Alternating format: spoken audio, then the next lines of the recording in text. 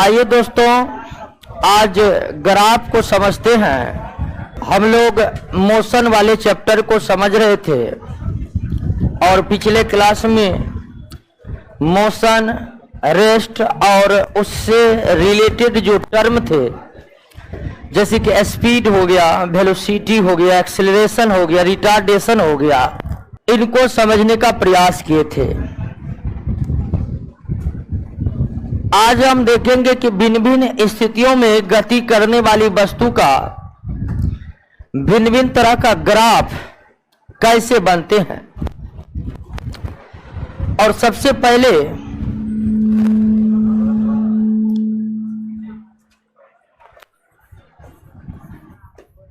तो आज ग्राफ को समझना है ना।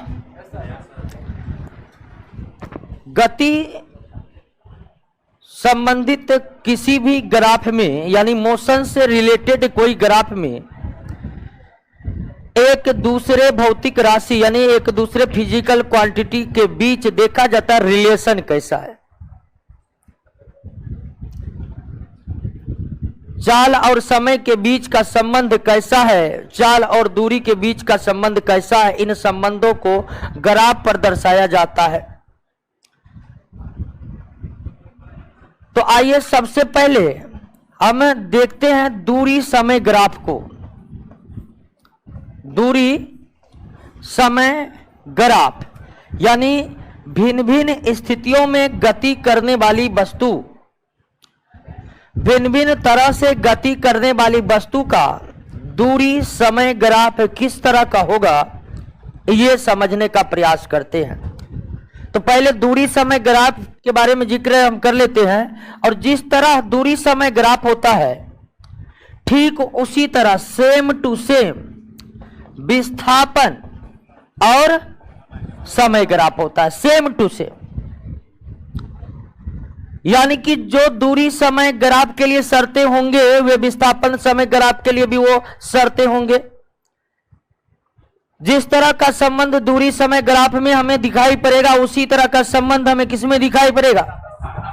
तो दोनों ग्राफ एक ही तरह का, आप जो मान लीजिए। और मोशन के ग्राफ में हमेशा एक्स एक्सिस पर किसको रखा जाता है, टाइम को, यानी समय को। समय को हमेशा किस एक्सिस पर रखा जाता है। अब बाकी जो भौतिक राशियां हैं उसको रखा जाता है किस पर।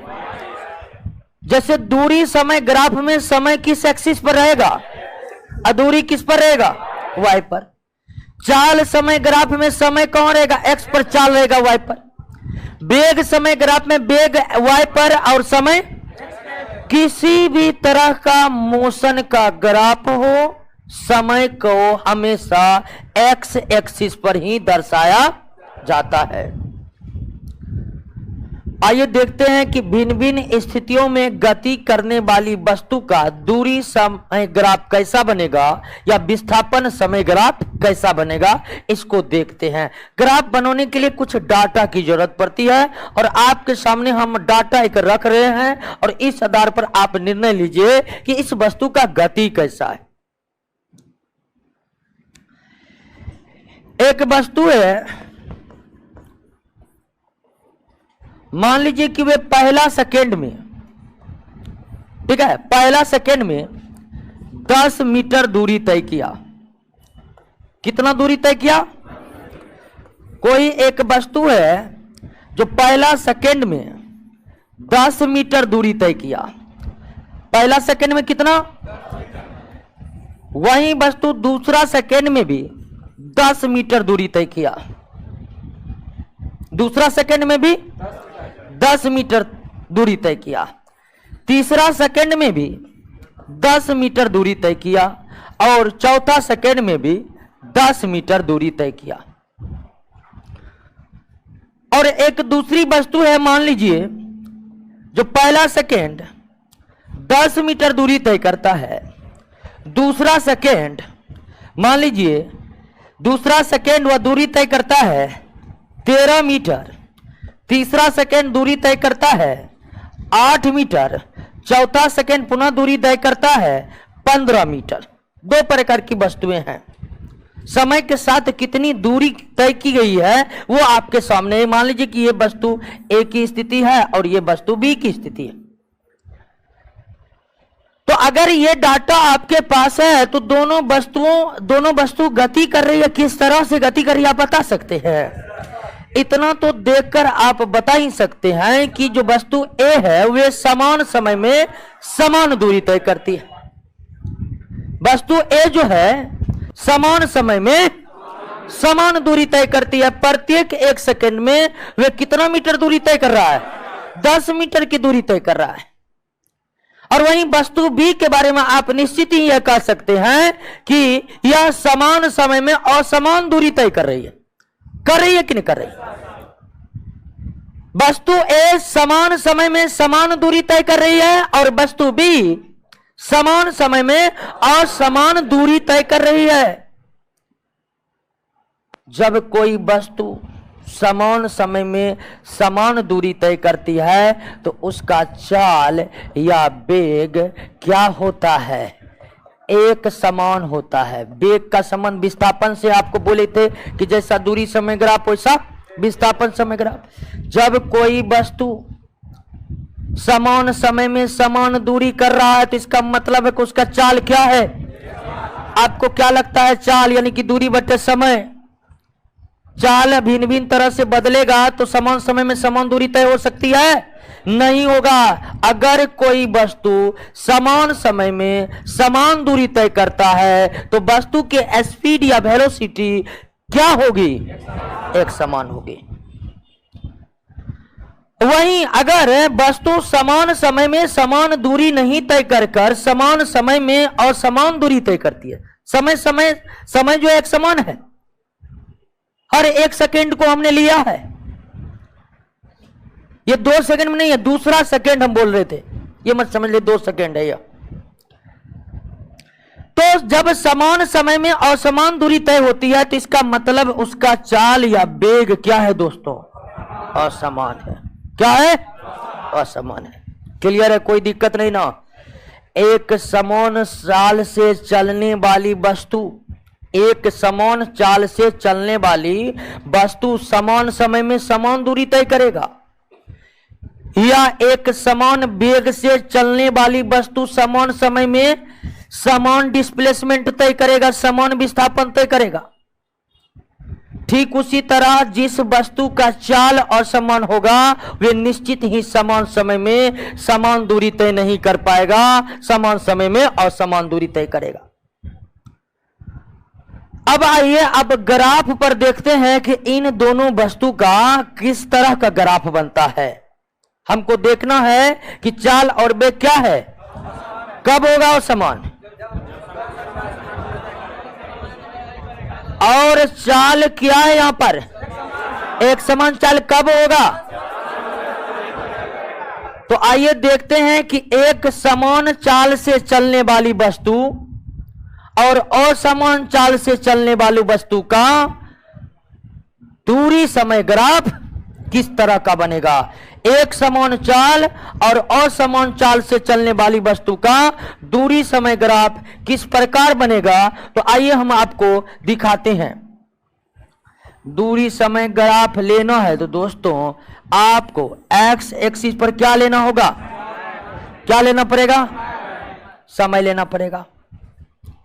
समय को 1-1 सेकेंड में ही रखे हैं। ये हुआ पहला सेकेंड, ये हुआ मान लीजिए दूसरा सेकेंड, ये हुआ आपको क्या तीसरा सेकेंड, ये हुआ आपको चौथा सेकेंड। एक समान दूरी ले ले। आप ग्राफ का थोड़ा बहुत नॉलेज तो आपको होगा ही होगा, बिल्कुल थोड़ा बहुत की बहुत ज्यादा होगा।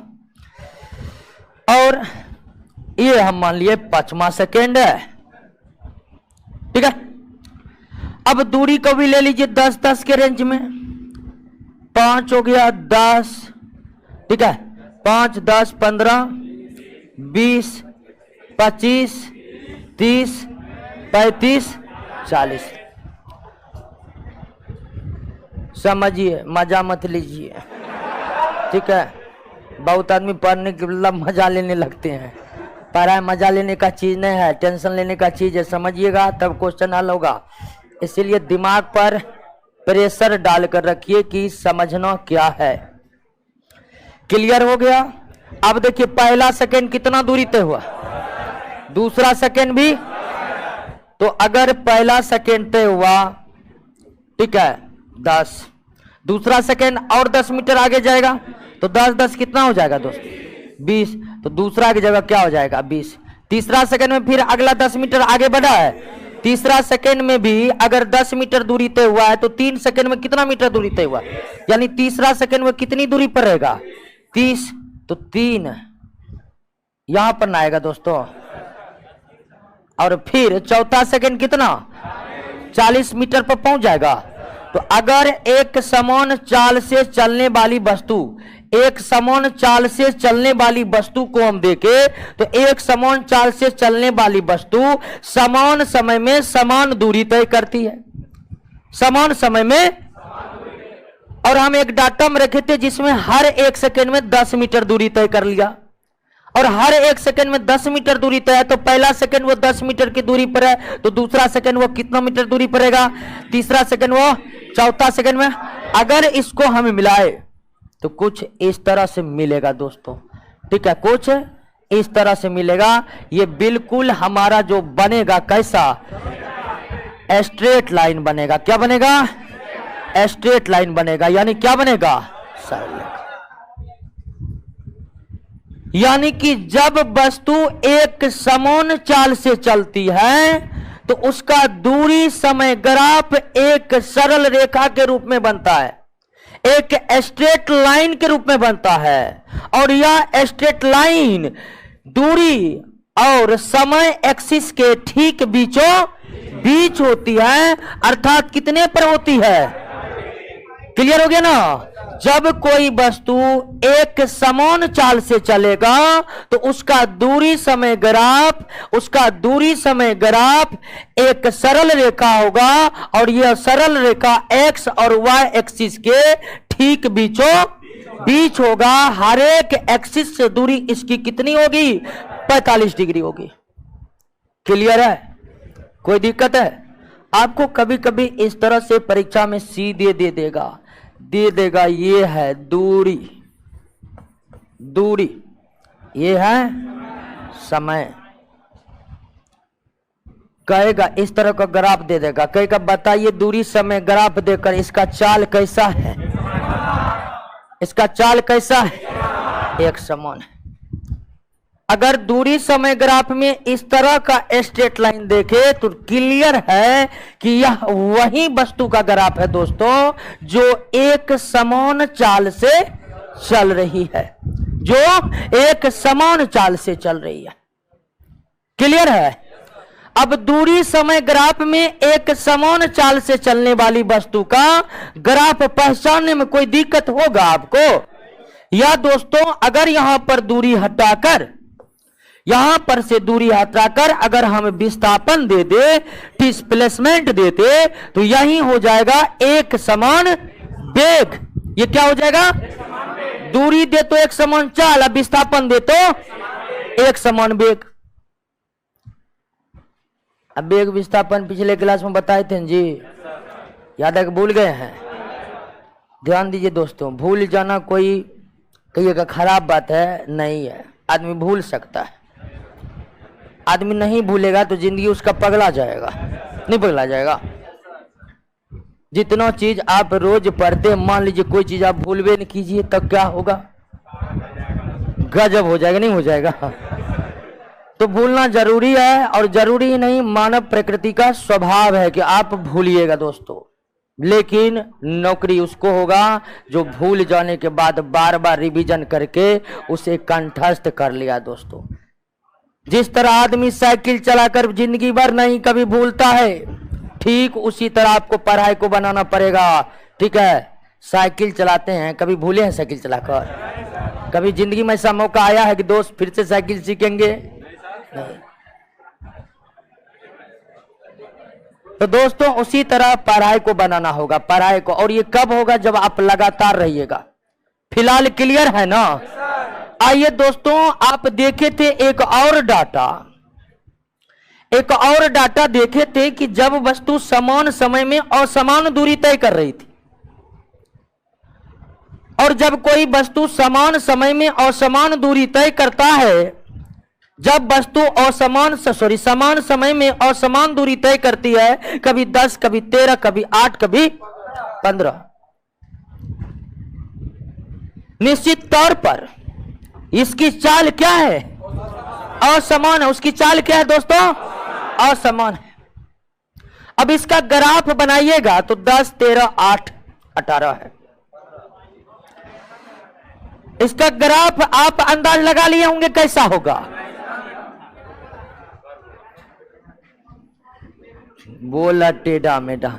अजी पहला ये एक्स एक्सिस है तो क्या रहेगा? समय।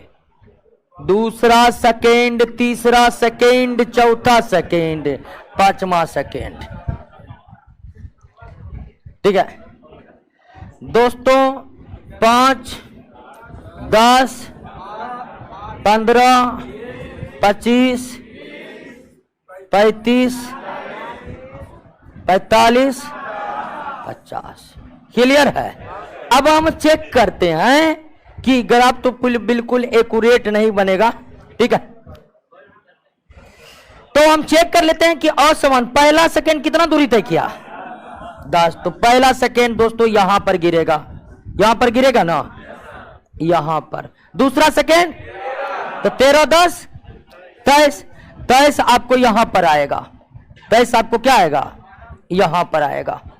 दूसरा सेकेंड, तीसरा सेकेंड 8, 23, 8, 31। 23, 8 दोस्तों क्या होगा? 31 होगा। 23, 8 क्या होगा?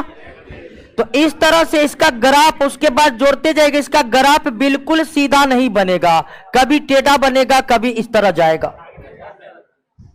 समझे कि नहीं?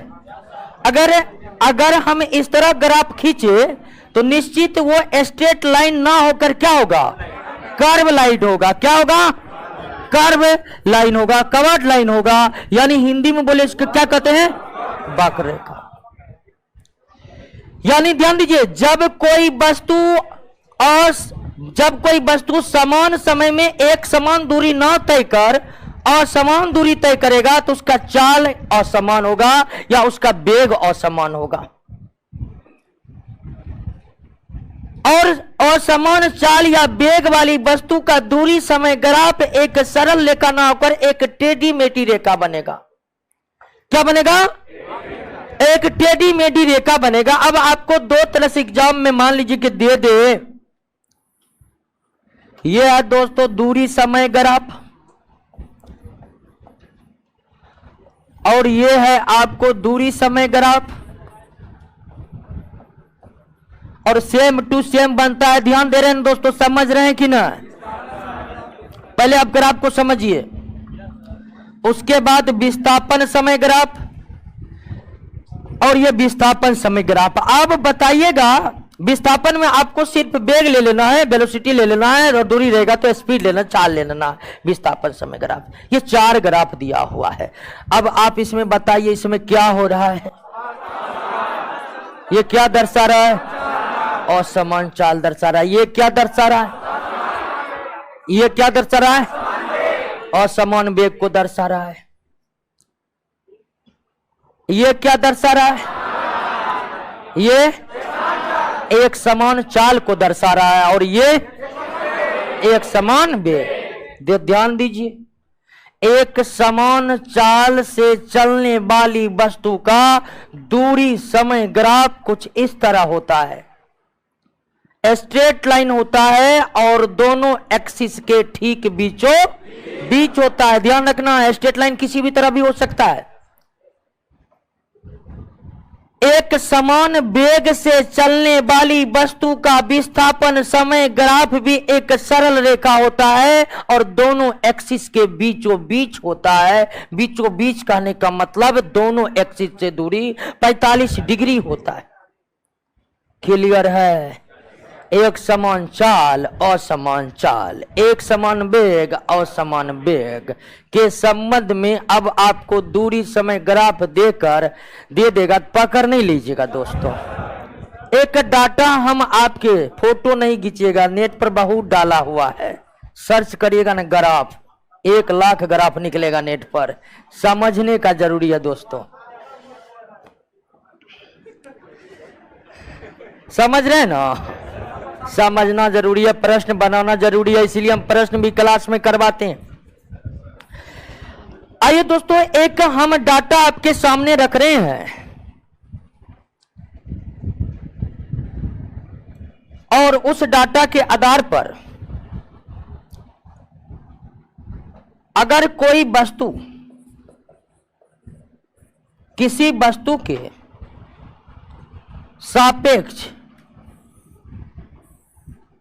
कोई अन्य वस्तु स्थिर है, सबसे पहले आपको समझ लेना होगा गति और विराम में क्या अंतर है।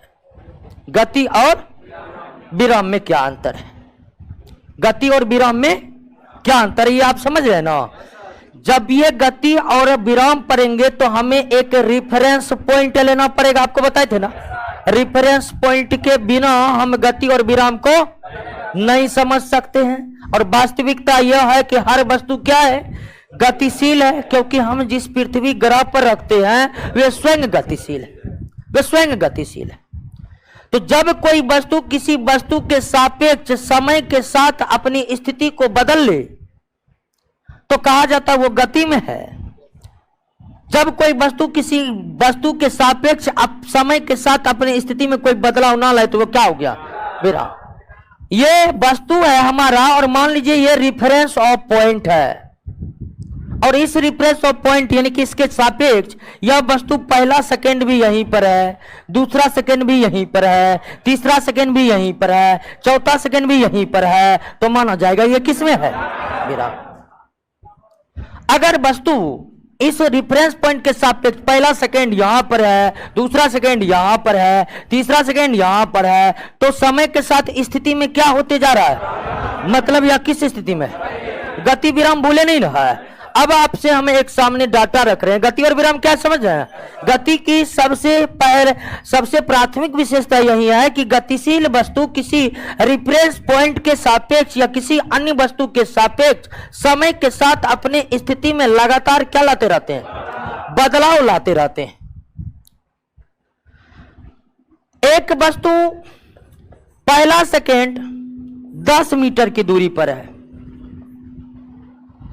किसी जगह से मान लीजिए एक वस्तु एक रिफरेंस पॉइंट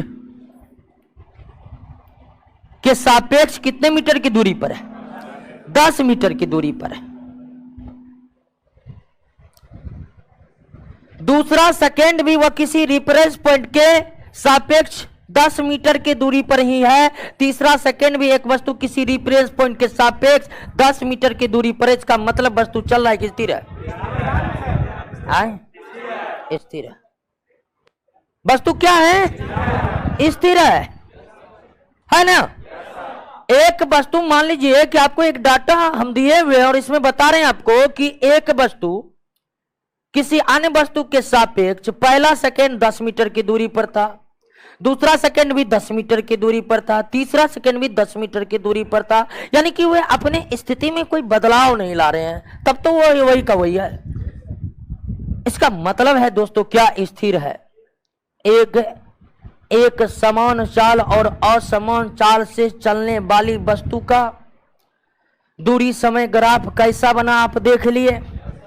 एक स्थिर वस्तु का दूरी समय ग्राफ कैसा बनेगा, एक स्थिर वस्तु का दूरी समय ग्राफ कैसा बनेगा। एक स्थिर वस्तु का दूरी समय ग्राफ कैसा बनेगा देख लेते हैं हम। और ये हमारा एक्स एक्सिस है और ये हमारा वाई। और हमें अगर दूरी समय ग्राफ बनाना है तो दूरी यहां लेना पड़ेगा और समय यहां लेना पड़ेगा, क्योंकि नियम ही यही है। पहला सेकेंड, दूसरा सेकेंड, तीसरा सेकेंड, चौथा सेकेंड, पांचवा सेकेंड, छठा सेकेंड। 10 metre, 20 metre. पहला सेकेंड रिफरेंस पॉइंट के सापेक्ष कितना मीटर पर, दूसरा सेकेंड भी, तीसरा सेकेंड भी, चौथा सेकेंड भी, पांचवा सेकेंड भी 10 मीटर की दूरी पर है। मतलब वस्तु स्थिर है और उसका दूरी समय ग्राफ क्या बना, एक स्ट्रेट लाइन बना। क्या बना, स्ट्रेट लाइन बना, एक स्ट्रेट लाइन बना, यानी कि एक सरल रेखा बना। लेकिन यह सरल रेखा एक्स एक्सिस के पैरेलल है, समय अक्ष के समांतर है कि नहीं है?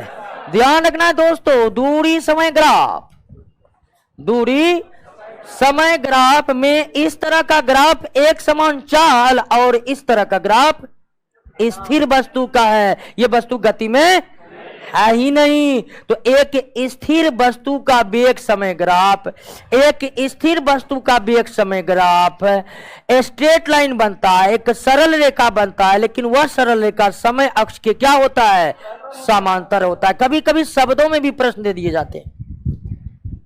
एक वस्तु का दूरी समय ग्राफ एक सरल रेखा के रूप में प्राप्त हुआ, जो सरल रेखा समय अक्ष के समांतर था। तो वह वस्तु किस स्थिति में है, वह वस्तु किस स्थिति में है, रुकी हुई है, रेस्ट की स्थिति में है, विराम की स्थिति में है। कोई दिक्कत दोस्तों, कोई दिक्कत नहीं ना, समझ गए ना? दूरी समय ग्राफ, विस्थापन समय ग्राफ, दूरी समय ग्राफ, विस्थापन समय ग्राफ में अब कोई दिक्कत होगा, होगा जी? नहीं होगा तो आइए चेक कर लेते हैं।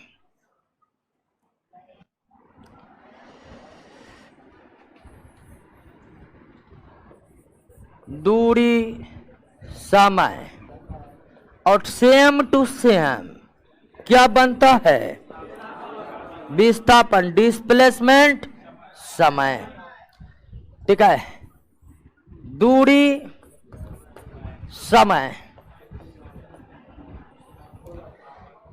विस्थापन समय।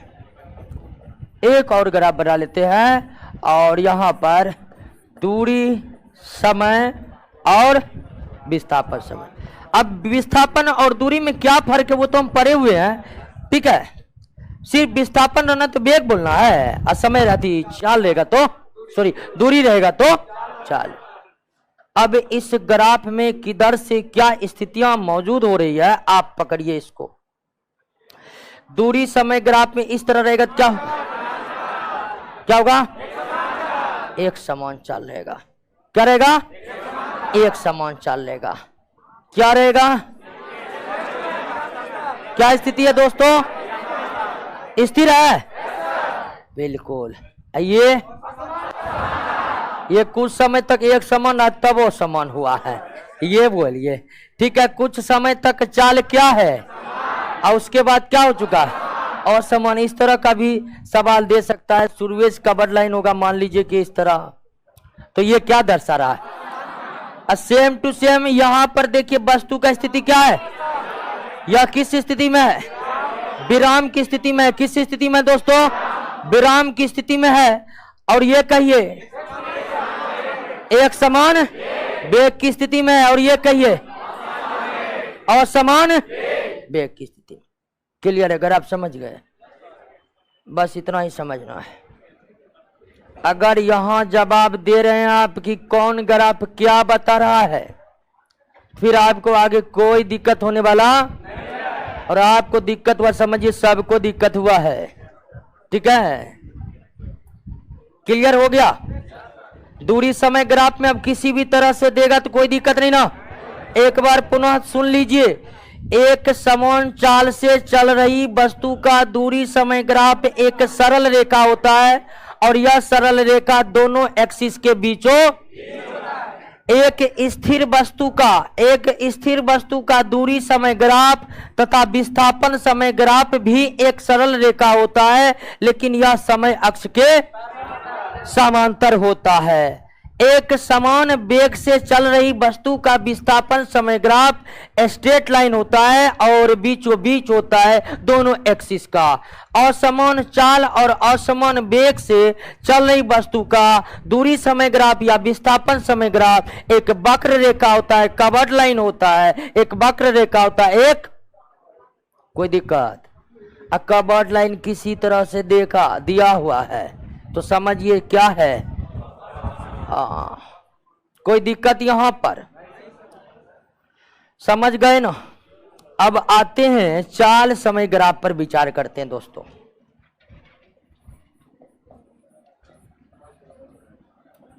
चाल समय स्पीड टाइम वाला ग्राफ और सेम टू सेम ग्राफ होता है वेग समय ग्राफ। सेम टू सेम क्या होता है? वेग समय ग्राफ। नोट में क्या दिया हुआ घर पर पढ़िएगा, समझिए बोर्ड पर, ठीक है? समझ रहे हैं ना? बस समझने का दिक्कत है, उसके बाद ग्राफ इधर से उधर हो जाएगा। दूरी समय ग्राफ देख लिए ना? दूरी समय ग्राफ देकर आपसे तीन ही चीज पूछेगा, वस्तु स्थिर है या वस्तु का चाल वेग और समान है या चाल वेग समान, यही पूछेगा दोस्तों, और कुछ नहीं पूछ सकता। अब हम देखेंगे चाल समय ग्राफ और सेम टू सेम। जैसे चाल समय ग्राफ बनता है, सेम टू सेम क्या बनता है? वेग समय ग्राफ बनता है। सेम टू सेम जिस तरह दूरी समय ग्राफ बन रहा था ना, ठीक उसी तरह विस्थापन समय ग्राफ भी बन रहा था, ठीक उसी तरह इसमें भी है, जैसा चाल समय वैसा। और इसमें भी आपको बोले कि कोई भी भौतिक राशि हो, समय के साथ समय को हमेशा किस पर लेना है? और यहां पर यानी कि चाल समय या वेग समय ग्राफ पर चाल या वेग कहां रहेगा? वाई एक्सिस पर रहेगा। और समय हमेशा किस एक्सिस पर? एक्स एक्सिस पर रहेगा। अब फिर हम आपके सामने डाटा रख रहे हैं, आप बताइएगा क्या स्थितियां हैं दोस्तों। मान लीजिए पहला सेकेंड हम बोल रहे हैं, नहीं तो टाइम लिखेंगे तो आपको पता चल जाएगा। जैसे 12:10 में यहां था तो 12:20 में यहाँ है, तब एक समान। तो यहाँ पर जितनी बार हम बोले ना 1 सेकेंड मतलब 1 सेकेंड में हुआ।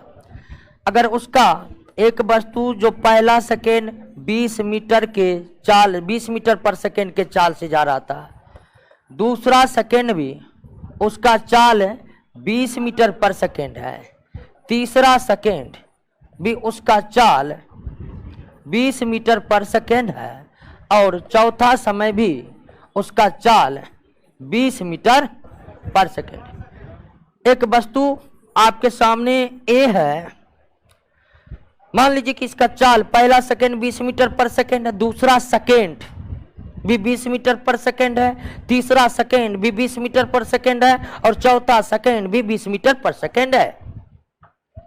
एक दूसरी वस्तु पर हम आपके सामने डाटा रख रहे हैं।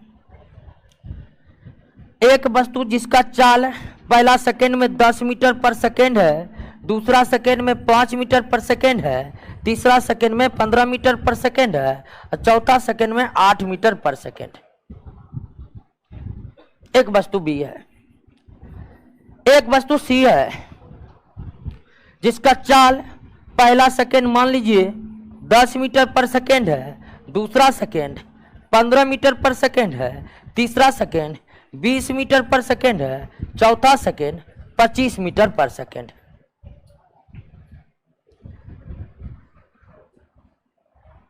और एक डी भी रख देते हैं दोस्तों, जिसका पहला सेकेंड 30 मीटर पर सेकेंड है, दूसरा सेकेंड 25 मीटर पर सेकेंड है, तीसरा सेकेंड 20 मीटर पर सेकेंड है, और चौथा सेकेंड मान लीजिए कि 15 मीटर पर सेकेंड है। यहां 4 वस्तु है, पहला सेकेंड, दूसरा सेकेंड, तीसरा सेकेंड और चौथा। हर एक सेकेंड को निरूपित कर रहा है। यह मत समझ लीजिए कि 2 सेकेंड में इतना, 1 सेकेंड को सब इंडिकेट कर रहा है। हम पहला दूसरा शब्द का इस्तेमाल कर रहा है। अगर आप वस्तु एक की स्थिति को देख रहे हैं तो एक की स्थिति को देख रहे हैं, यहां क्या देख रहे हैं कि हर समय इसका चाल क्या है, या इसको वेग मान ले तो हर यानी कि पहला सेकेंड भी उतना ही चाल, दूसरा सेकेंड भी उतना ही चाल, तीसरा सेकेंड में भी उतना ही चाल, चौथा सेकेंड में भी उतना ही चाल। अगर यह स्थिति है तो दोस्तों निश्चित रूप से क्या आएगा? एक समान चाल या वेग में है कि नहीं? वस्तु एक ही स्थिति को अगर आप समय के साथ कंपेयर करेंगे तो निश्चित तौर पर आप कहेंगे कि वस्तु की चाल या वेग क्या है? एक समान है कि नहीं है? इसमें कोई शक है? अगर ये डाटा आपको दे रहे हैं कि ये सच है तो निश्चित तौर पर डाटा के आधार पर आप कहिएगा कि वस्तु एक ही स्थिति एक समान चाल या एक समान वेग वाली है। लेकिन वहीं वस्तु बी को देखिए कि पहला सेकेंड में 10 मीटर पर सेकेंड की चाल से चल रहा था, दूसरा सेकंड में उसका चाल 5 मीटर पर सेकंड हो गया, यानी घट गया। तीसरा सेकंड में उसका चाल 15 मीटर पर सेकंड है कि बढ़ गया। फिर 8 मीटर पर सेकंड घट गया। चाल कभी बढ़ रहा है कभी घट रहा है, या वेग अगर मान ले तो वेग कभी बढ़ रहा है, वेग कभी, तो मतलब यह क्या है दोस्तों, असमान चाल या वेग वाली स्थिति है कि नहीं। वस्तु B को अगर आप समय के साथ तुलना कीजिए तो निश्चित तौर पर आप कहेंगे कि इस वस्तु B की स्थिति असमान चाल या असमान वेग वाली है कि नहीं है। उसके बाद दोस्तों की वस्तु C की स्थिति की देखिए, वस्तु C की स्थिति देखिए। वस्तु C में हर सेकेंड में उसका वेग बढ़ता जा रहा है और एक समान तरीके से बढ़ रहा है कि नहीं बढ़ रहा है। पहला सेकेंड 10 मीटर पर सेकेंड है, दूसरा सेकेंड 15 मीटर पर सेकेंड है, तीसरा सेकेंड 20 मीटर पर सेकेंड है, चौथा सेकेंड 25 मीटर पर सेकेंड है। यानी कि प्रति सेकेंड वेग में या अगर चाल है या तो चाल में क्या हो रही है, बढ़ोतरी हो रही है। और जब आपको बोले थे कि चाल घटे या बढ़े तो उस गति को क्या कहते हैं, त्वरित गति कहते हैं, एक्सिलरेट मोशन कहते हैं कि नहीं कहते। जब वस्तु का चाल बढ़ रहा हो घट रहा हो तो हम कहते हैं कि वस्तु की स्थिति एक्सिलरेट वाली है, त्वरित स्थिति है। ये बी वाली भी स्थिति त्वरित है लेकिन असमान तरीके से ये त्वरित है। लेकिन यहां पर जो है वस्तु में एक समान त्वरण वाली है। यानी कि आप अगर देख रहे हैं कि प्रति सेकेंड चाल बढ़ रहा है तो मतलब इसमें त्वरण है कि नहीं। त्वरण के बारे में हम पढ़ चुके हैं, एक्सीलरेशन के बारे में पढ़ चुके हैं ना। आप देख रहे हैं कि हर सेकेंड के बाद इसका चाल या वेग क्या हो रहा है, तो मतलब इसमें त्वरण है। और अगर एक समान तरीके से त्वरण बढ़ रहा है तो निश्चित तौर पर आप कहिएगा कि इसमें कैसा है, एक समान त्वरण, यूनिफॉर्म एक्सीलरेशन। अगर यह एक समान त्वरण है तो डी वाली जो स्थिति है वो क्या है, एक समान मंदन वाली स्थिति है कि नहीं। एक समान मंदन वाली स्थिति है कि नहीं दोस्तों। प्रति सेकेंड वेग घट रहा है तो त्वरित तो है, लेकिन अगर वेग घटता जाए तो ऋणात्मक त्वरण है, और ऋणात्मक त्वरण को मंदन यानी कि रिटार्डेशन कहते हैं। तो चूंकि एक समान तरीके से न घट रहा है दोस्तों, एक समान तरीके से न घट रहा है, तो ऐसी स्थिति में आप पढ़ सकते हैं कि वस्तु डी की स्थिति क्या है, एक समान मंदन की है। तो भिन्न भिन्न स्थितियों में समय और चाल या समय और वेग के बीच कैसा रिलेशन होता है वो समझ गए। जब वस्तु एक समान चाल से चलती है तो हर समय अंतराल में उसका चाल क्या रहता है, एक ही रहता है। या जब वस्तु एक समान वेग से चलती है तो हर समय अंतराल में उसका वेग क्या रहता है, एक ही रहता है। जब वस्तु असमान चाल या वेग से चलती है तो हर समय अंतराल में उसका वेग बदलते जाता है, या तो घटते जाता है या कभी घटता है या कभी।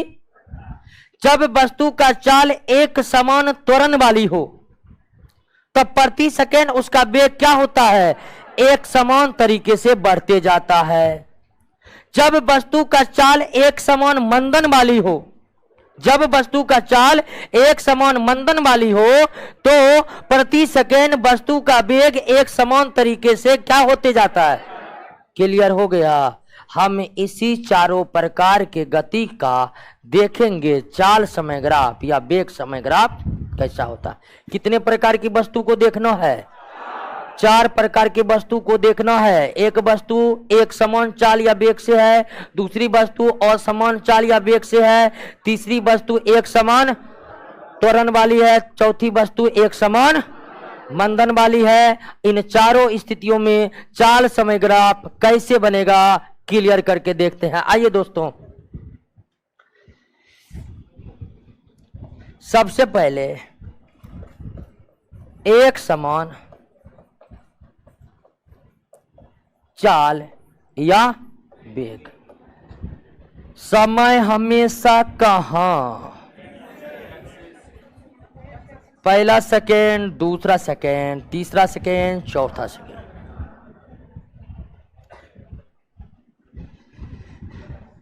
दस, 20, 30, 40 और ये चाल या वेग है किसमें?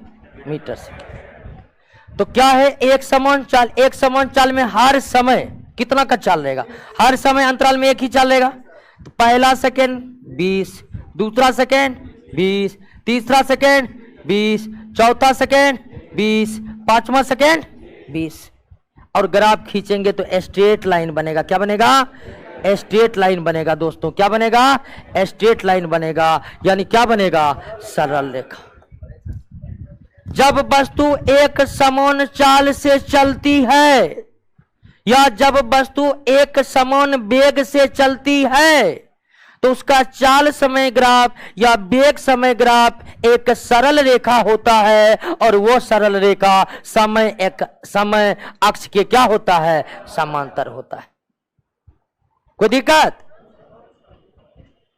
जब कोई वस्तु असमान जब कोई वस्तु एक समान चाल या एक समान वेग, एक समान चाल या एक समान वेग से चलेगा तो उसका चाल समय ग्राफ या दूरी समय ग्राफ कैसा होगा?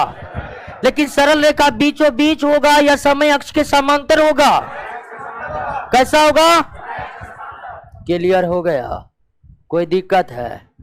अब दोस्तों असमान चाल, अब असमान चाल में आप समझ गए होंगे क्या होगा? क्या असमान चाल, असमान वेग, असमान चाल, असमान वेग, असमान चाल असमान वेग में देख ही लिए थे कि हर समय अंतराल में चाल बढ़ेगा या, तो इसका अगर दोस्तों बनाइएगा पहला सेकेंड, दूसरा सेकेंड, तीसरा सेकेंड, चौथा सेकेंड, 10, 20, 30, 40। तो पहला सेकेंड कुछ, दूसरा सेकेंड घटेगा, तीसरा सेकेंड बढ़ गया, चौथा सेकेंड घट गया, दूसरा सेकेंड एक समान रहा, पांचवा सेकेंड। इस तरह से दोस्तों अगर है तो ये क्या दर्शा रहा? असमान चाल या असमान वेग। कोई दिक्कत है? दिक्कत है इसमें? एक समान चाल या वेग से चलेगा तो सरल रेखा, असमान चाल या वेग से चलेगा तो वक्र रेखा, कवर्ड लाइन। कौन ग्राफ? चाल समय ग्राफ। कौन ग्राफ दोस्तों? उसके बाद एक समान त्वरण था, एक समान मंदन था। एक समान त्वरण था, एक समान मंदन था। अब एक समान त्वरण और एक समान मंदन, ये हमारा चाल है या वेग है और ये मान लीजिए मीटर पर सेकेंड में है और ये तो समय ही होगा दोस्तों। पहला सेकेंड, दूसरा सेकेंड, तीसरा सेकेंड, चौथा सेकेंड, पांचवा सेकेंड। 10, 20, 30, 40, 50। तो एक समान त्वरण में समय के साथ हर समय अंतराल में गति, हर समय अंतराल में चाल एक समान तरीके से क्या होगा? अगर पहला सेकेंड 10 मीटर है, दूसरा सेकेंड 20 मीटर है, तीसरा सेकेंड 30 मीटर है, चौथा मिनट 40 है, पांचवा है, तो क्या ये वाला ग्राफ एक समान त्वरण को दर्शा रहा है? दर्शा रहा है दोस्तों? दर्शा रहा है कि नहीं दर्शा रहा है? यानी कि जब वस्तु एक समान चाल से चल रहा हो तो भी सरल रेखा, और जब वस्तु एक समान त्वरण से चल रहा तो भी सरल रेखा। बस अब मंदन की बात करिएगा तो मंदन में ऊपर से नीचे की ओर हो जाएगा। मंदन में क्या होगा दोस्तों? ऊपर से नीचे आ जाएगा। तो एक समान त्वरण वाली वस्तु का, एक समान त्वरण वाली वस्तु का भी और एक समान मंदन वाली वस्तु का भी ग्राफ, चाल समय ग्राफ या वेग समय ग्राफ एक सरल रेखा होता है, लेकिन वह एक्सिस के बीचों बीच होता है। क्लियर है? ग्राफ समझ गए? कोई दिक्कत नहीं ना? एक बात तो अंदाज लिए होंगे कि एक समान कुछ रहेगा, सीधे सीधे होगा। किया ग्राफ का सबसे बड़ा लॉजिक समझ रहे हैं ना आप? जब ये यूनिफॉर्म होगा कुछ भी यूनिफॉर्म हो तो वो क्या होगा, जैसे ही टेढ़ा हुआ समझिए एक समान नहीं है, इधर उधर मतलब कुछ भी है, अननोन यूनिफॉर्म है। बात समझ रहे हैं ना। लेकिन कभी परीक्षा में देगा कुछ समय के लिए एक समान है, उसके बाद टेढ़ा मेढ़ा, तो अंदाज लगा लीजिएगा क्या हो रहा है। हमको लगता है ग्राफ पहचानने में कोई दिक्कत नहीं हुई दोस्तों। अब हम एक साथ कई ग्राफ बनाएंगे और आपको बताना पड़ेगा कौन सी स्थितियां मौजूद है। अब सारा ग्राफ हम मिक्सअप कर रहे हैं, जितना भी बता रहे हैं।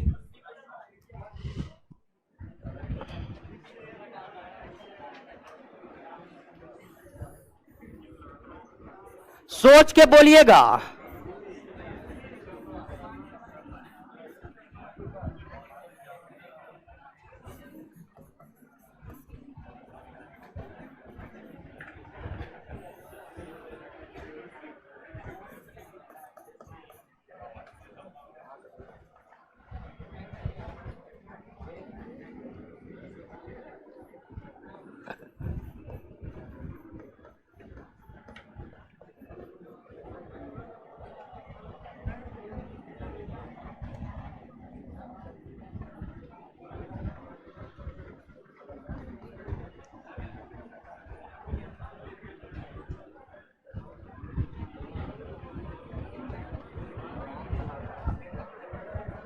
क्लियर है। सारा ग्राफ इधर इधर है।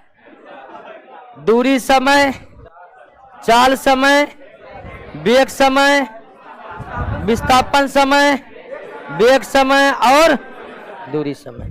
आपको पकड़ना है कहां पर एक समान चाल है या कहां पर एक समान वेग है, कहां पर असमान चाल है, कहां पर असमान वेग है, कहां पर वस्तु स्थिर है, कहां पर वस्तु स्थिर नहीं है, कहां पर एक समान त्वरण है, कहां पर एक समान मंदन है। ठीक है, कहां पर एक समान त्वरण है, कहां पर एक समान मंदन है। क्लियर है सब।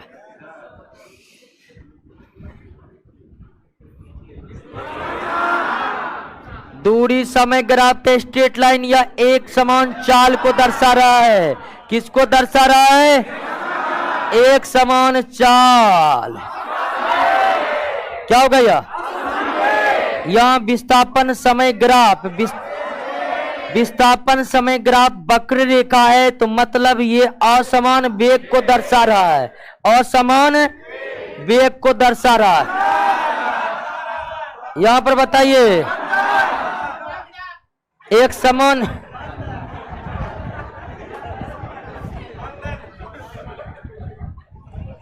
हल्ला मत करिए। यहां पर एक समान मंदन के, एक समान मंदन है दोस्तों। एक समान क्या है? अरे हल्ला मत करिए, मर्यादा बना के रखिए। यहां पर क्या है?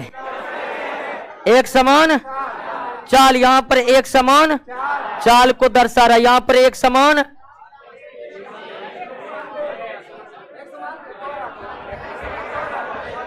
एक समान त्वरण, एक समान, एक समान, एक समान त्वरण।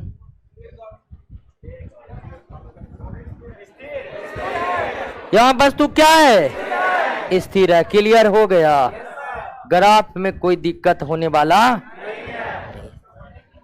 यहां पर देखिए समय पर दूरी एकदम एक ही दूरी है, मतलब वस्तु चल नहीं रही है हमेशा, यानी कि प्रत्येक समय वही दूरी पर स्थित है।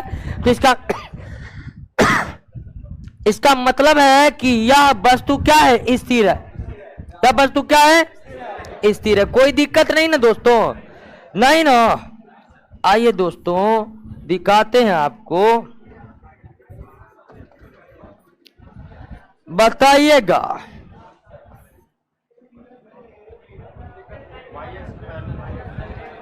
कौन सी स्थिति है? ऐसा ग्राफ बन ही न सकता है। ये क्या है? असंभव ग्राफ है। देखिए एक ही समय में वस्तु भिन्न भिन्न जगह रह सकता है। ये अगर चाल है तो एक ही समय वह भिन्न भिन्न चालों को दर्शा सकता है।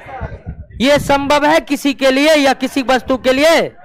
तो इस तरह का ग्राफ बन ही नहीं सकता है, यह असंभव ग्राफ है। ऐसा होना संभव है क्योंकि समय वही है और एक ही समय में वस्तु भिन्न भिन्न चाल में नहीं रह सकती है। क्लियर है? कभी इस तरह से भी प्रश्न आ जाते हैं। ठीक है, तो आप समझ लीजिए एक ही समय में वस्तु कोई एक चाल या वेग से ही न चलेगी। एक ही समय में वस्तु भिन्न भिन्न चाल या वेग से चल सकती है। कोई दिक्कत है इसमें? नहीं ना।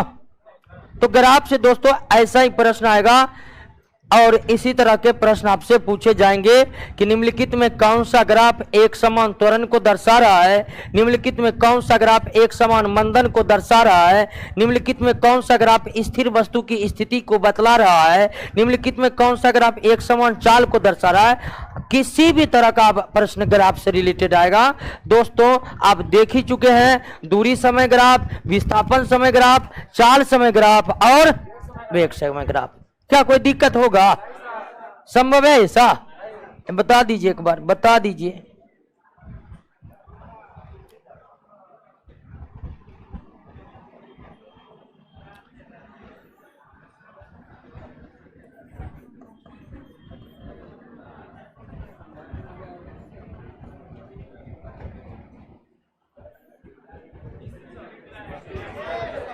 है स्थिर होगा। दूरी समय में इस तरह रहेगा तब नहीं स्थिर होगा। ये एक समान चाल को दर्शा रहा है, यह एक समान चाल को दर्शा रहा है। बहुत आदमी स्थिर बोल रहा है। स्थिर इस तरह होगा लेकिन वो दूरी समय ग्राफ में संभव है, चाल समय ग्राफ में संभव नहीं है। कोई दिक्कत नहीं ना ग्राफ में। ग्राफ और भी विस्तारित है लेकिन उतना नहीं चलेंगे। अब जो हमारा टॉपिक है वह है बल है।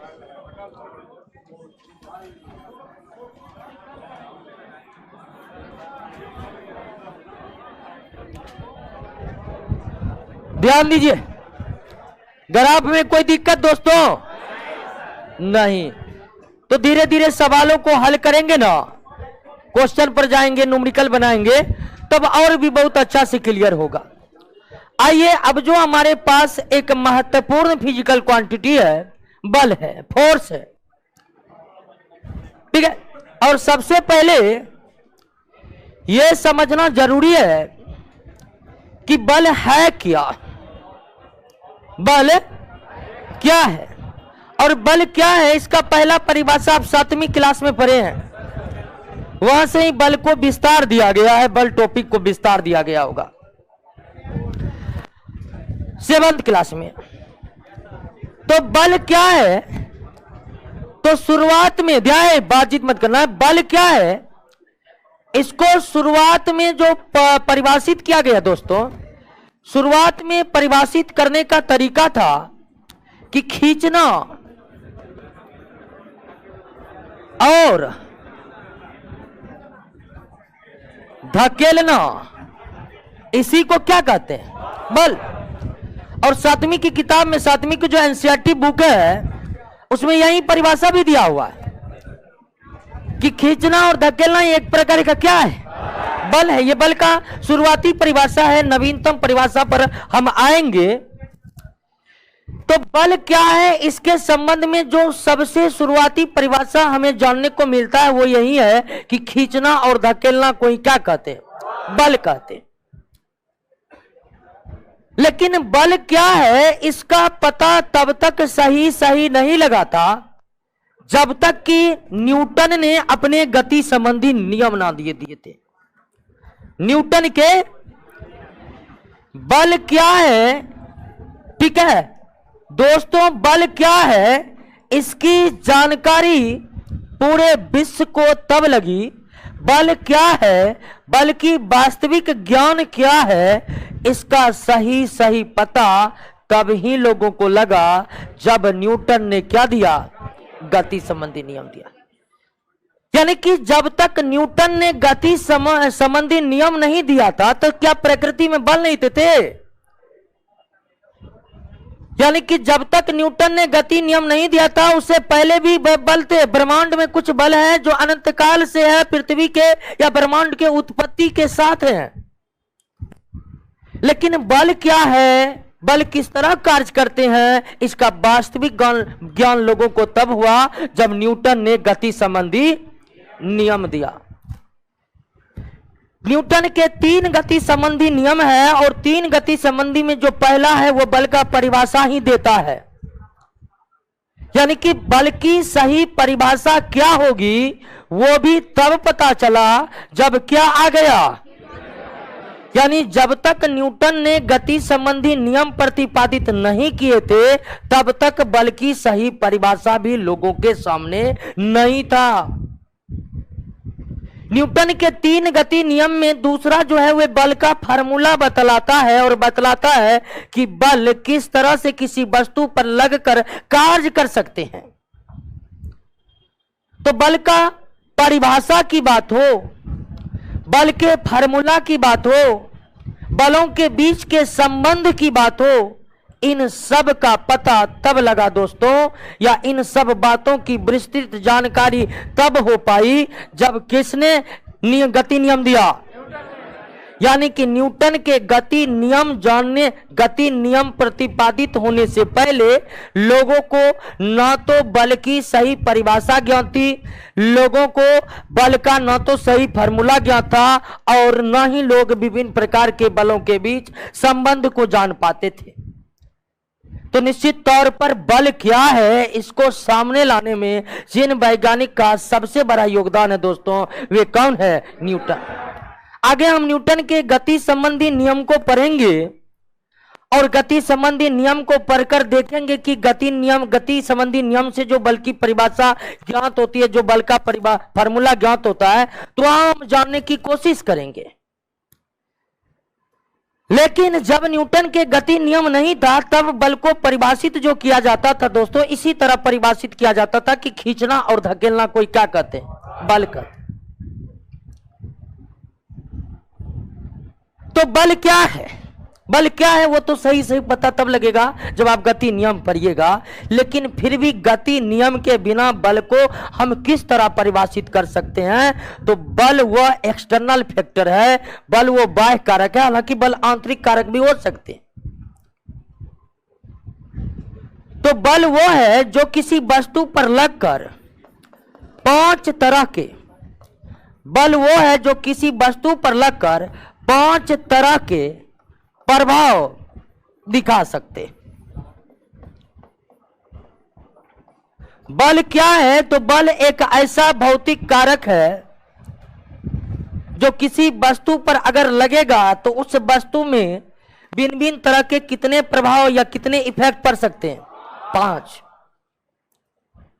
और वो 5 इफेक्ट कौन कौन है दोस्तों? पहला तो यही है कि बल अगर किसी वस्तु पर लग रहा और वो गतिशील है तो बल गतिशील वस्तु को क्या ला सकता है? विराम में बुला सकता है। यानी कि एक गतिशील वस्तु पर अगर हम बल आरोपित करें तो वह वस्तु विराम में आ सकता है। यानी बल वह भौतिक कारक है या बल वो भौतिक राशि है जो गतिशील वस्तु को किसमें ला सकता है? विराम में ला सकता है। बल वह भौतिक राशि है, बल वह फिजिकल क्वांटिटी है जो गतिशील वस्तु को किसमें ला सकता है? विराम में ला सकता है। ऐसा हो सकता है कि नहीं हो सकता? बिल्कुल हो सकता है। उसके बाद ना सिर्फ बल गतिशील वस्तु को विराम में ला सकता है बल्कि विराम की वस्तु को वह क्या कर सकता है? गतिशील भी कर सकता है। फुटबॉल स्थिर है और लात मारिए फुटबॉल क्या हो गया? गतिशील। खियाओ तो आप लात मारे तो किया आरोपित कर दिए हैं बल, इसीलिए वो स्थिर से क्या हो गया है? अगर कोई ऐसी भौतिक राशि जो गतिशील वस्तु को विराम में ला दिया तो वो बल है। लेकिन वो भौतिक राशि भी बल होगा जो विराम के वस्तु को क्या ला दे। यानी बल गतिशील वस्तु को विराम में ला सकता है, विराम की वस्तु को गतिशील कर सकता है। और तीसरा है कि बल किसी वस्तु पर लगकर उसके चाल या वेग या उसके गति को क्या कर सकता है, परिवर्तित कर सकता है। परिवर्तित कर सकता मतलब बढ़ा सकता है या घटा सकता है। साइकिल आपका दोस्त चला रहा और पीछे से एकदम धक्का लगाना चालू कर दिए, गति क्या हो जाएगा? क्योंकि आप क्या आरोपित कर रहे हैं, बल। अब वही साइकिल चलाने वाले को पीछे से खींचने लगे तो उसकी गति क्या हो जाएगी, माइनस। आखिर उसकी गति ऋणात्मक माइनस में क्यों चली गई, कम क्यों होने लगी? तो आपने क्या आरोपित कर दिए?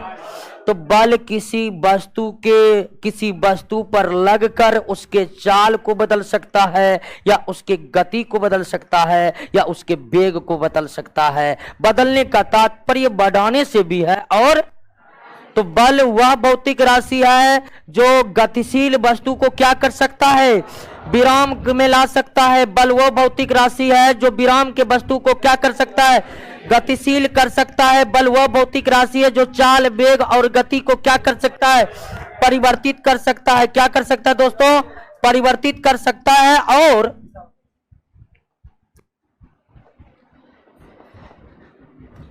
बल किसी गतिशील वस्तु की दिशा बदल सकता है। बदल सकता है कि नहीं बदल सकता? क्या इसमें आपको कोई शक है? इसमें कोई शक है आपको? गतिशील वस्तु का दिशा बदल सकता है। अगला जो काम करेगा दोस्तों, अगला जो काम करेगा कि बल किसी वस्तु पर लगकर उसके आकृति यानी कि शेप और साइज उसमें भी क्या ला सकता है, परिवर्तन ला सकता है या लाने की चेष्टा करेगा। आप एक प्लास्टिक के बॉल को जोर से दबाइए, पिचक जाएगा। लेकिन वहीं क्रिकेट बॉल, जिसे इंटरनेशनल क्रिकेट खेल होते हैं, उस बॉल को दबाने से वो पचकेगा। तो बल किसी वस्तु पर लगकर उसके आकृति को बदल सकता है या बदलने की चेष्टा कर सकता है। ध्यान रखिए कि बल किसी वस्तु को, गतिशील वस्तु को विराम में ला सकता है। तो इसका मतलब यह नहीं कि बल लगाएं और गतिशील वस्तु विराम में आ जाएगा। एक गतिशील वस्तु को विराम में लगाने के लिए एक निश्चित परिणाम के बल लगाना पड़ेगा। तो बल का सही परिभाषा इस तरह दिया जा सकता है कि बल वह भौतिक राशि है जो गतिशील वस्तु को विराम में लाता है या लाने की चेष्टा करता है। बल वह भौतिक राशि है जो विराम के वस्तु को गतिशील कर सकता है या गतिशील करने की चेष्टा करेगा। बल वह भौतिक राशि है जो किसी वस्तु के चाल या वेग या गति को परिवर्तित कर सकता है या करने की चेष्टा करता है। बल वह भौतिक राशि है जो गतिशील वस्तु की दिशा बदल सकता है या दिशा बदलने की चेष्टा कर सकता है। बल किसी वस्तु के आकृति या माप को बदल सकता है या बदलने की चेष्टा कर सकता है। तो न्यूटन के गति नियम से ही हमें बलों की सारी विस्तृत जानकारी और संपूर्ण जानकारी प्राप्त होगी।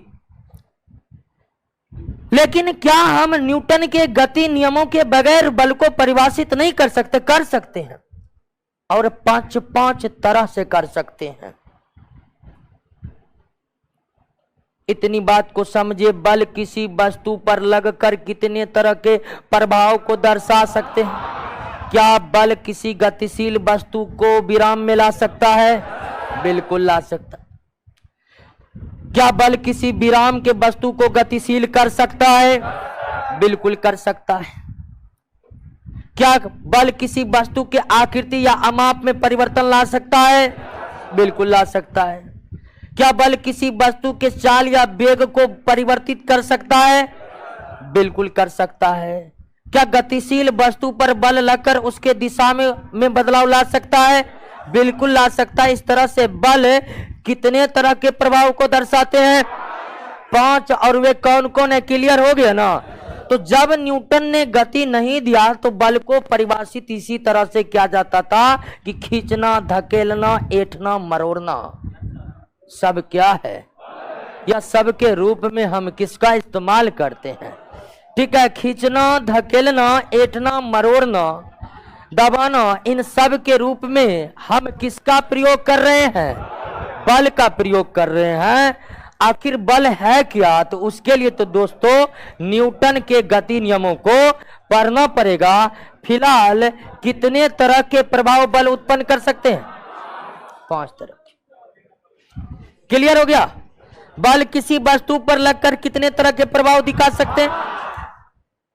अब आ जाइए दोस्तों, कुछ बल ऐसे हैं जिसका अस्तित्व ब्रह्मांड के उत्पत्ति के साथ जुड़ा हुआ है। आप जानते हैं कि हमारी जो प्रकृति है आज भी रहस्यमयी है, और इस प्रकृति में आप नित्य प्रतिदिन कई सारे घटनाओं को होते देख रहे होते हैं। फिलहाल बारिश हो रही थी, आप देखे होंगे। आंधी तूफान भी आते हैं, आप देखे होंगे। सूर्य के चारों तरफ हमारी पृथ्वी गतिशील है, आप जानते होंगे कि देखे तो हम भी होंगे।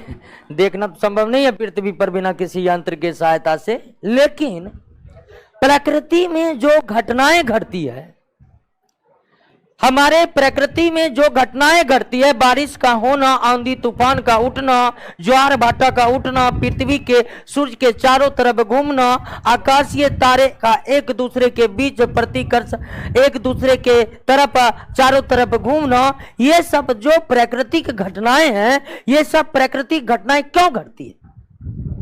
क्यों ज्वार भाटा आता है? क्यों आंधियां आती है? क्यों बारिश होती है? कुछ तो कुछ कारण होगा ना। कारण जो भी है उसका अध्ययन विस्तार में करने के लिए आपको भूगोल पढ़ना पड़ेगा। लेकिन एक कारण इसका फिजिक्स भी है दोस्तों, कि हमारे प्रकृति में कुछ बल उपस्थित है। हमारे प्रकृति में कुछ बल उपस्थित है, और उस बल के कारण कई सारे प्राकृतिक घटनाएं घटते रहती है, या प्रकृति में मौजूद जो बल हैं वे प्राकृतिक घटनाओं के लिए प्रत्यक्ष रूप से जिम्मेदार है। तो बल क्या है वो आप समझ चुके हैं ना, कितने तरह के प्रभाव उत्पन्न कर सके हैं जब समझ चुके हैं ना। अब हम उन बलों का जिक्र करेंगे जो हमारे प्रकृति में मौजूद है। हम उन बलों का जिक्र करेंगे जो हमारे प्रकृति में होने वाले प्राकृतिक घटनाओं के हेतु जिम्मेदार है। आप पढ़े होंगे भूगोल में कि ज्वार भाटा इसलिए आती है कि सूर्य और पृथ्वी और चंद्रमा के बीच गुरुत्वाकर्षण बल कार्य करता है। नहीं पढ़े तो कोई दिक्कत नहीं, पढ़िएगा। तो आइए अब समझ लेते हैं कि प्रकृति में कौन बल मौजूद है, और ये बल प्रकृति के निर्माण से ही मौजूद है।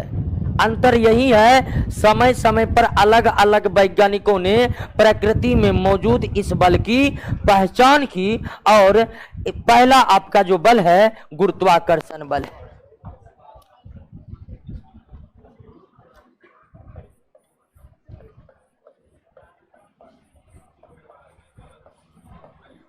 गुरुत्वाकर्षण बल, ग्रेविटेशनल फोर्स,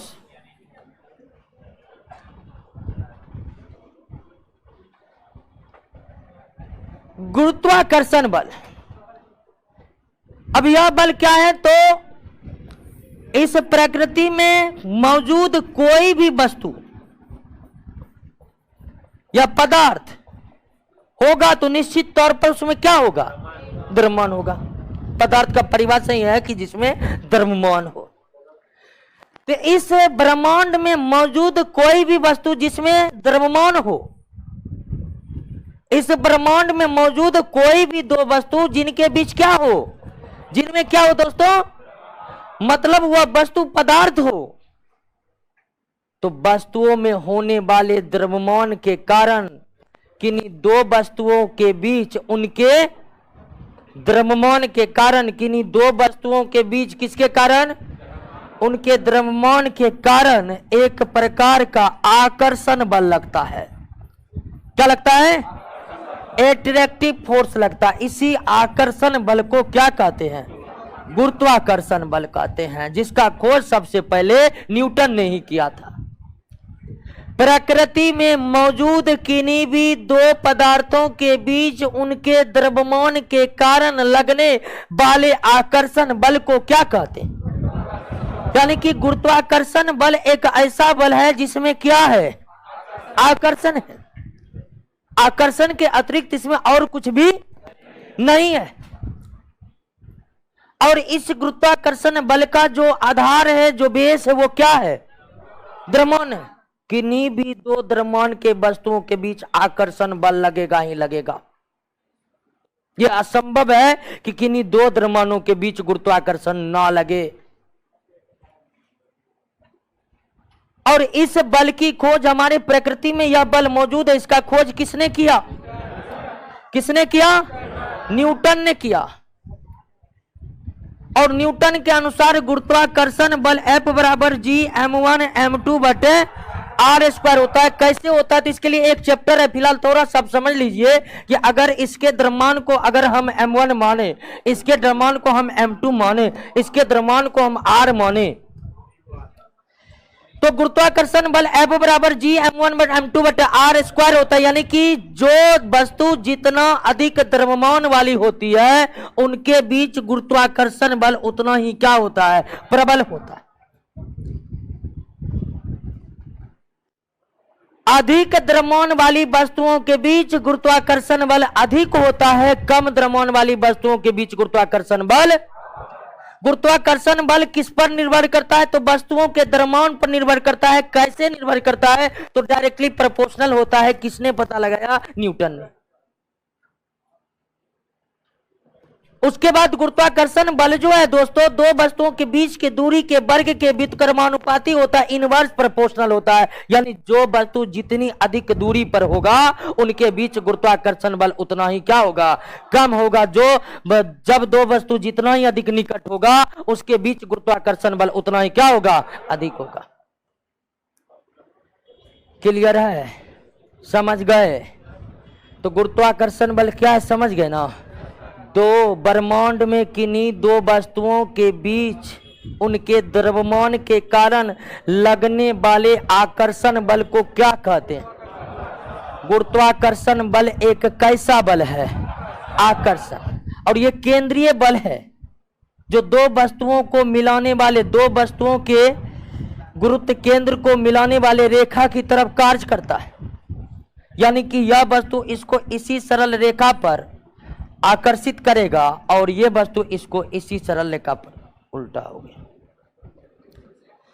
यह जो इसको आकर्षित करेगा ऐसे, और यह जो इसको आकर्षित करेगा ऐसे, इसी सरल, ये केंद्रीय बल है। गुरुत्वाकर्षण बल की खोज किसने की? गुरुत्वाकर्षण बल वस्तु के द्रव्यमान और उसके बीच के दूरी पर निर्भर करता है। जितना अधिक द्रव्यमान उतना अधिक गुरुत्वाकर्षण। लेकिन यह जो गुरुत्वाकर्षण बल है हमारे प्रकृति का, हमारे प्रकृति में मौजूद सबसे कमजोर बल है, सबसे कमजोर। आप जानते हैं आप में भी द्रव्यमान है, हम में भी द्रव्यमान है, और हम आपके बीच कैसा बल लगेगा? गुरुत्वाकर्षण लगेगा न लगेगा? लेकिन आपको जरा सा भी अनुभव हो रहा है कि गुरुत्वाकर्षण लग रहा है, तो इतना कमजोर बल है दोस्तों यह कि इसका अनुभव ही हम अपने दैनिक जीवन में नहीं कर पाते। हमारे प्रकृति में अन्य बल भी मौजूद है जिसकी चर्चा हम करेंगे, लेकिन उन सभी बलों में सबसे कमजोर बल कौन है? लेकिन फिर भी जब वस्तु का द्रव्यमान बहुत बड़ा, जैसे सूर्य का द्रव्यमान, पृथ्वी का द्रव्यमान बहुत अधिक है, तो निश्चित तौर पर इनके बीच का गुरुत्वाकर्षण बल भी क्या होता है?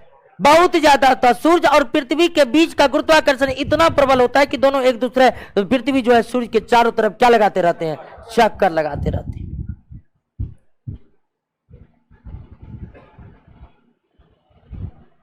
अब कहिएगा कि जब पृथ्वी और सूर्य के बीच गुरुत्वाकर्षण बल लगेगा तो ज्यादा कौन लगाएगा? सूर्य लगाएगा। तो सूर्य जब पृथ्वी पर गुरुत्वाकर्षण लगाता है तो पृथ्वी सूर्य में जाकर गिर कहाँ जाता है?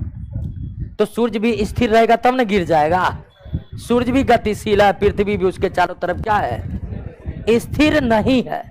अगर सूर्य स्थिर हो जाए तो क्या होगा? गुरुत्वाकर्षण बल इतना होगा कि सीधे पृथ्वी को खींच लेगा, अपने में समाहित कर लेगा। क्लियर है? गुरुत्वाकर्षण बल के बारे में समझ गए ना? प्रकृति में किसी भी दो द्रव्यमानों के बीच लगने वाले आकर्षण बल को क्या कहते? प्रकृति का सबसे कमजोर बल कौन है? यह इतना कमजोर है कि हम आपके बीच लग रहा है सब एक दूसरे को आकर्षित कर रहे हैं, आपको पता है ना सब, लेकिन पता महसूस, क्योंकि यह बहुत कमजोर बल है।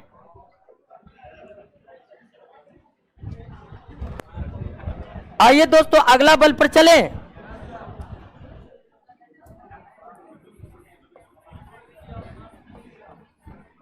विद्युत बल या विद्युत चुंबकीय बल, जो भी आप कह लीजिए।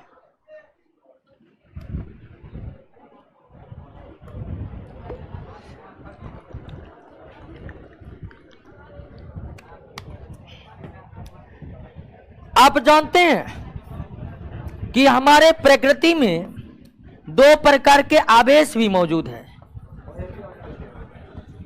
यानी क्या मौजूद है? आवेश। हमारे इस प्रकृति में दो प्रकार के आवेश भी मौजूद है, प्लस और माइनस, धन आवेश और ऋण आवेश। जिस तरह दो वस्तुओं जिसमें द्रव्यमान हो, यानी दो पदार्थों के द्रव्यमान के कारण उनके बीच लगने वाले आकर्षण बल को क्या कहते हैं? गुरुत्वाकर्षण कहते हैं। ठीक उसी तरह किसी वस्तु पर आवेश की उपस्थिति के कारण, किसी वस्तु पर आवेश की उपस्थिति के कारण लगने वाले आकर्षण या विकर्षण या प्रतिकर्षण कह सकते हैं। दो वस्तुओं पर उपस्थित क्या? दो वस्तुओं पर उपस्थित आवेश के कारण लगने वाले आकर्षण या विकर्षण बल को ही क्या कहते हैं? क्या कहते हैं दोस्तों? विद्युत बल या विद्युत चुंबकीय बल भी कह देंगे, कोई दिक्कत नहीं है। किसको नौकरी नहीं करना है?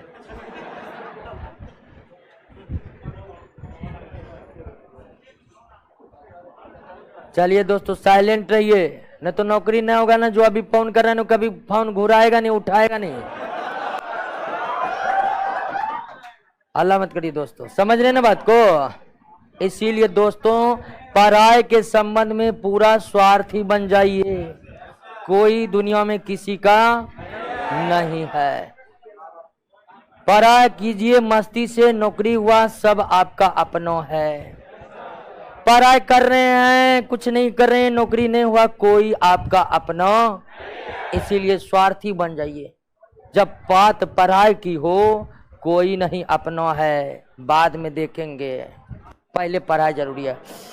दोस्तों बात किसकी कर रहे हैं? विद्युत बल की। तो विद्युत बल क्या है समझे? दो वस्तुओं पर स्थित आवेश के कारण लगने वाले आकर्षण या विकर्षण बल को क्या कहते हैं? विद्युत बल कहते हैं। यानी जिस तरह गुरुत्वाकर्षण बल का आधार द्रव्यमान था, ठीक उसी तरह विद्युत बल का आधार क्या है? आवेश है। अंतर यही है दोस्तों कि गुरुत्वाकर्षण में केवल आकर्षण था, इसमें आकर्षण भी है और इस बल का खोज किसने किया? कूलम ने किया। गुरुत्वाकर्षण बल का खोज किसने किया? प्रकृति में विद्युत बल भी मौजूद है, इसका खोज किसने किया? और कूलम के नियम के अनुसार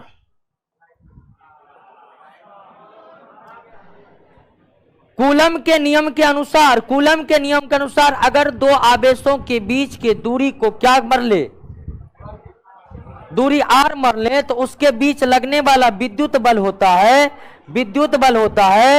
Q1 Q2 बटे R स्क्वायर।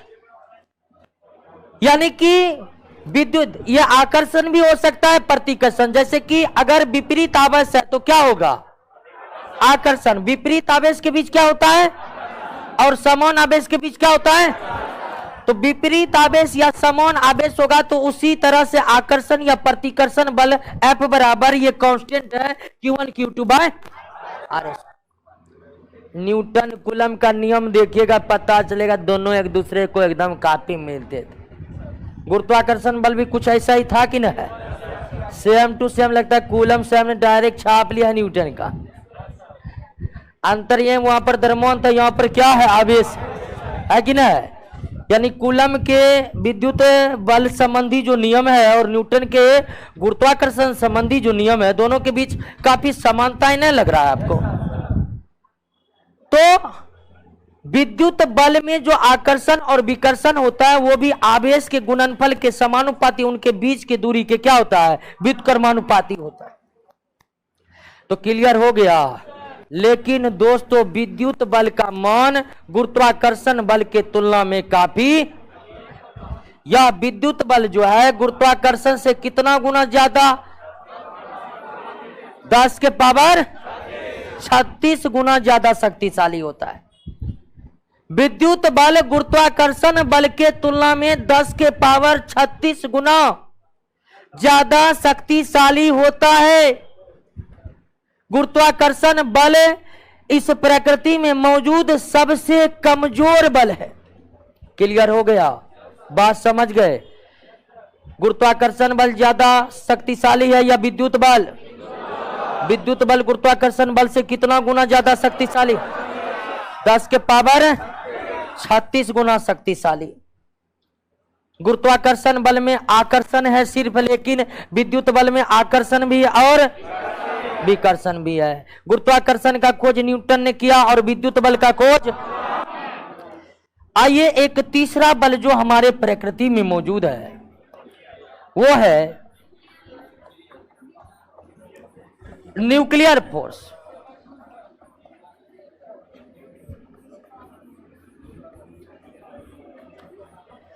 नाभिकीय बल, ध्यान दीजिएगा।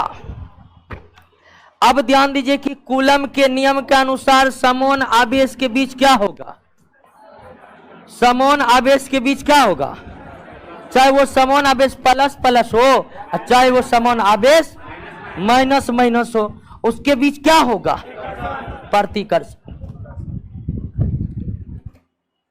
कूलम के नियम के अनुसार हम जानते हैं कि नाभिकीय बल क्या है, उसको हम समझा रहे हैं आपको, और समझिए आप। कूलम के अनुसार समान आवेश के बीच प्रतिकर्षण होगा, समान आवेश के बीच प्रतिकर्षण होगा। अब विपरीत आवेश के बीच क्या होगा, यह कूलम के द्वारा प्रूव्ड नियम है, आप जानते हैं। अब आइए किसी भी पदार्थ के परमाणु की परिस्थिति को आप समझे हैं कभी, या परमाणु के स्ट्रक्चर को आप समझे हैं? परमाणु के स्ट्रक्चर नहीं समझे तो परमाणु के में एक न्यूक्लियस होता है जिसमें प्रोटॉन और न्यूट्रॉन होता है, और उसके चारों तरफ क्या होते हैं, सेल होते हैं। चारों तरफ क्या होते हैं, सेल होते हैं, जिसको के एल और इस सेल में क्या गमन करते रहे, इलेक्ट्रॉन। क्लियर है? इसी तरह एक परमाणु की संरचना होती है। परमाणु के संरचना में नाभिक पर कौन आवेश, प्लस आवेश। जैसे आप जानते हैं कि सोडियम के परमाणु संख्या कितना होता है, तो सोडियम के परमाणु के नाभिक में कितना प्रोटॉन होगा, 11 प्रोटॉन होगा। होगा कि नहीं होगा? सोडियम के नाभिक में कितना प्रोटॉन?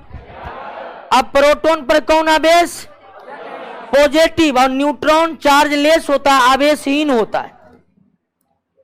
तो कूलम के नियम के अनुसार सोडियम के नाभिक में जो 11 प्रोटॉन है वे एक दूसरे को क्या करेंगे, क्या करेंगे बताइए, प्रतिकर्षण करेंगे कि नहीं? समान आवेश एक दूसरे को क्या करते हैं, प्रतिकर्षित करते हैं। समान आवेश एक दूसरे को प्रतिकर्षित करते हैं, तो परमाणु के नाभिक में जो प्रोटॉन रहते हैं कूलम के अनुसार वो भी एक दूसरे को क्या करते होंगे, क्योंकि न्यूट्रॉन पर तो आवेश है नहीं तो उससे कोई मतलब हमें रह नहीं जाता है। तो परमाणु के नाभिक में स्थित प्रोटॉन एक दूसरे को प्रतिकर्षित करेगा, और एक दूसरे को प्रतिकर्षित करने का मतलब है एक दूसरे से दूर भागना। एक दूसरे से, अगर प्रोटॉन एक दूसरे से दूर भागेगा तो नाभिक जो दोस्तों, ये नाभिक जो है वो क्या हो जाएगा? टूट जाएगा। टूटेगा कि नहीं? नाभिक टूट जाएगा तो परमाणु फट जाएगा। अब परमाणु अगर फट गया तो पदार्थ का अस्तित्व खत्म हो जाएगा, और अगर निर्जीव पदार्थ का अस्तित्व खत्म हो गया तो क्या लगता है सजीव का अस्तित्व बचा रह जाएगा? वो भी खत्म हो जाएगा दोस्तों, कुछ नहीं बचेगा। लेकिन ऐसा होता तो आखिर कूलम साहब का गलती कहां पर हुआ? दोस्तों ऐसी स्थिति क्या है यहां पर हम आपको बता रहे हैं, समझ रहे हैं ना आप?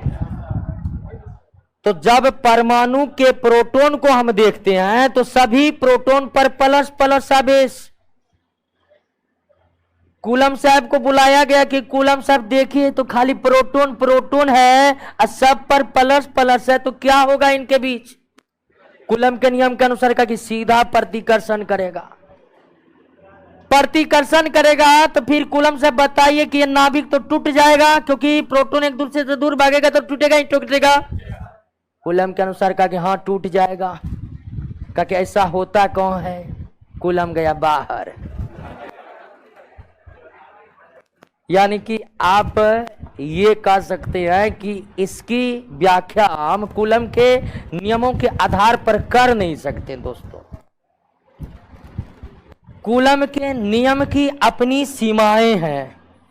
कूलम के नियम की अपनी सीमाएं हैं, और सीमाएं ये है दोस्तों, जब आवेशों के बीच की दूरी 10 के पावर -14 मीटर से कम हो। जब दो आवेश के बीच की दूरी कितना से कम हो जाए? 10 के पावर -14 मीटर से कम हो जाए, तब वहां पर कूलम का नियम काम नहीं करता है। यानी कूलम के नियम में जो आकर्षण और विकर्षण है आवेशों के बीच, वो आकर्षण और विकर्षण का नियम तभी काम करेगा जब आवेशों के बीच की दूरी 10 के पावर -14 मीटर से क्या होगा। और अगर परमाणु के नाभिक का हम बात करें तो परमाणु के नाभिक यानी एटॉम का न्यूक्लियस कितना होता है? तो जिस हम प्रोटॉन की बात कर रहे थे कूलम नियम के आधार पर कि ये प्रतिकर्षित करेगा तो नाभिक को तोड़ देना चाहिए, लेकिन ऐसा होता नहीं है। तो दोस्तों यहां पर कूलम का नियम काम करता ही, क्योंकि यहां पर आवेश तो है लेकिन उन आवेशों के बीच की दूरी 10 का पावर -14 मीटर से क्या है? कम है, क्योंकि परमाणु का नाभिक कितना होता है? 10 के पावर -15 मीटर होता है। 10 के पावर माइनस, तो यहां कूलम का नियम काम करेगा? करेगा? नहीं करेगा। तो जब आवेशों के बीच की दूरी 10 के पावर -14 मीटर से कम हो जाए तो वहां पर कूलम के नियम के अनुकूल आकर्षण विकर्षण कार्य नहीं करते हैं। तब वहां पर कौन काम करते हैं? तो वहां पर न्यूक्लियर फोर्स काम करते हैं। जब आवेशों के बीच की दूरी 10 के पावर -14 मीटर से कम हो जाए तब आवेशों के कारण जो आकर्षण बल उत्पन्न होता है, जब आवेशों के कारण जो आकर्षण बल उत्पन्न होता है उसे ही क्या कहते हैं? नाभिकीय बल में भी केवल आकर्षण है। नाभिकीय बल भी आवेश के कारण लग रहा है, लेकिन आवेश के बीच की दूरी 10 के पावर -14 मीटर से कम होगा तब ही न्यूक्लियर बल का वहां पर अस्तित्व होगा, नहीं तो वहां पर कूलम के नियम के अनुसार आकर्षण या विकर्षण लगेगा। तो परमाणु में सभी प्रोटॉन आपस में नाभिकीय बल के द्वारा बंधे होते हैं। समान आवेश होकर भी प्रोटॉन प्रोटॉन को प्रतिकर्षित न करके नाभिकीय बल के कारण एक दूसरे को क्या किए रहते हैं? आकर्षित किए रहते हैं। और नाभिकीय बल वही बल है जो परमाणु के नाभिक में प्रोटॉनों को क्या करके रखता है? बांधे रखता है। नाभिकीय बल वह बल है जो परमाणु को, एक निर्जीव पदार्थ जिससे निर्मित है वो परमाणु है, उन परमाणुओं के नाभिक में सारे प्रोटॉन को बांध कर रखने वाला बल कौन है?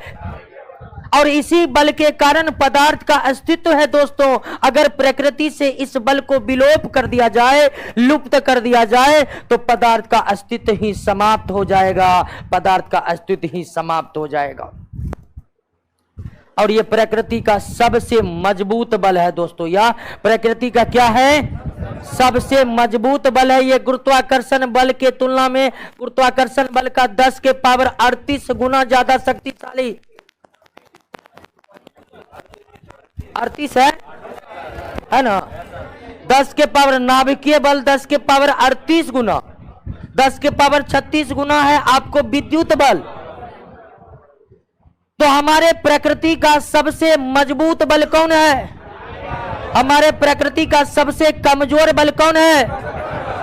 आवेश के कारण 2 प्रकार के बल को हम करते हैं, कूलम का आकर्षण विकर्षण और, लेकिन नाभिकीय बल आवेशों के बीच तब लगेगा जब आवेशों के बीच की दूरी कितना से कम हो जाए। क्लियर? प्रकृति का, हमारे ब्रह्मांड में प्रकृति में मौजूद चौथा जो बल है,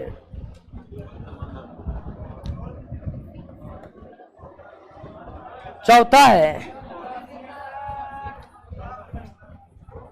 वीक फोर्स। यानी क्या? दुर्बल बल, वीक फोर्स। नाभिकीय बल का पता कौन लगाया जानते हैं?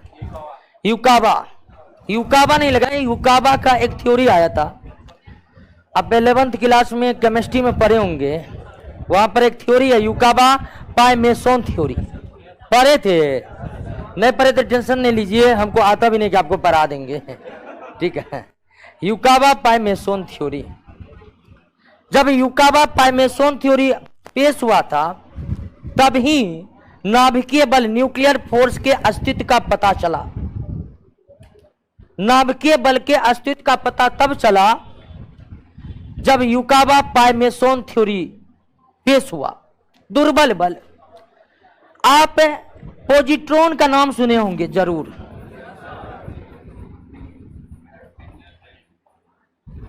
आप न्यूट्रिनो का नाम सुने होंगे।